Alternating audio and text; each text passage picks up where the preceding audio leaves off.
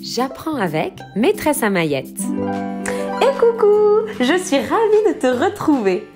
Est-ce que tu te souviens de notre histoire, La couleur des émotions? T'es pas très sûre? C'est un livre dans lequel le monstre des couleurs découvre ses émotions. Si tu n'es pas très sûre, demande à tes parents de retrouver la vidéo dans laquelle je lis cette histoire. Tu peux faire pause à cette vidéo et demander à tes parents de la chercher. Et puis si tu te souviens de cette histoire, alors on peut passer directement à notre nouveau jeu. C'est parti, on y va, je te montre ce jeu. Dans l'histoire, notre monstre des couleurs était tout barbouillé. Tu te souviens? Toutes ces couleurs étaient mélangées. On avait la joie. Notre monstre des couleurs ressentait également l'émotion bleue, la tristesse. Et puis, peux-tu me citer une autre émotion que ressentait le monstre des couleurs? Une émotion rouge, la colère bien sûr. Une émotion toute verte, celle qui est calme, la sérénité. Tu peux répéter après moi? Et puis, notre monstre des couleurs ressentait également de la peur. Et enfin, à la toute fin, il ressentait de l'amour.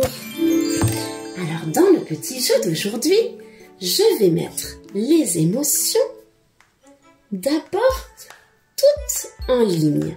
La joie, la tristesse, la colère, la sérénité. Je vais mettre la peur ici et l'amour. Hop. Et maintenant, j'ai des photos. Il va falloir, dans ces photos, essayer de retrouver l'émotion qui est ressentie par la personne. Certains sont des enfants, certains sont des adultes. Voyons. Je vais te montrer déjà la première photo. D'après toi, que ressent cette petite fille? Elle a les yeux fermés, elle sourit légèrement, elle a l'air de respirer profondément, comme en poussant un petit soupir peut-être, en faisant... D'après toi, quelle est cette émotion? C'est la sérénité, bien sûr. Cette petite fille ressent l'émotion verte, la sérénité. Elle est verte dans ce livre-là. Nous avons maintenant un petit garçon. D'après toi, quelle est l'émotion ressentie? Est-ce qu'il ressent de la joie, de la tristesse, de la colère, de la peur ou de l'amour? Voyons, regardons bien. Il a la bouche grande ouverte, il a l'air de crier. Il a les yeux fermés, il a les muscles de son visage qui sont tendus. Il a l'air d'avoir les muscles tendus, contractés. Peut-il s'agir de l'amour? Non, clairement pas. C'est une émotion forte, celle-ci. Je suis sûre que tu l'as trouvée. C'est la colère.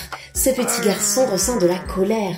Quand on ressent de la colère, on a parfois les poings qui se tendent, qui se renferment et qui serrent très fort. C'est une émotion forte, la colère, qui nous donne beaucoup d'énergie. Voyons. Maintenant, j'ai une femme. Cette femme se cache le visage avec les doigts. Tu as vu, elle a un œil grand ouvert, comme pour voir ce qu'il se passe. Elle a les épaules un petit peu relevées. Quelle émotion ressent-elle d'après toi? Je suis sûre que tu l'as trouvée. C'est la peur, bien sûr. Elle a tellement peur qu'elle se cache le visage pour ne pas voir ce qu'il se passe. Elle regarde d'un seul petit œil. Continuons. J'ai maintenant un petit garçon. Ce petit garçon sourit. Il a les bras ouverts. Il regarde droit devant lui. D'après toi, ressent-il de la tristesse, de la joie ou de l'amour? Et oui, c'est de la joie bien sûr, il a l'air heureux. Peut-être qu'il est heureux parce qu'il fait son activité préférée, du skateboard. Tu vois, on voit facilement les émotions en regardant le visage et le corps des gens. Voyons, continuons. Maintenant, c'est un petit garçon qui n'a pas la tête relevée, il a plutôt la tête baissée.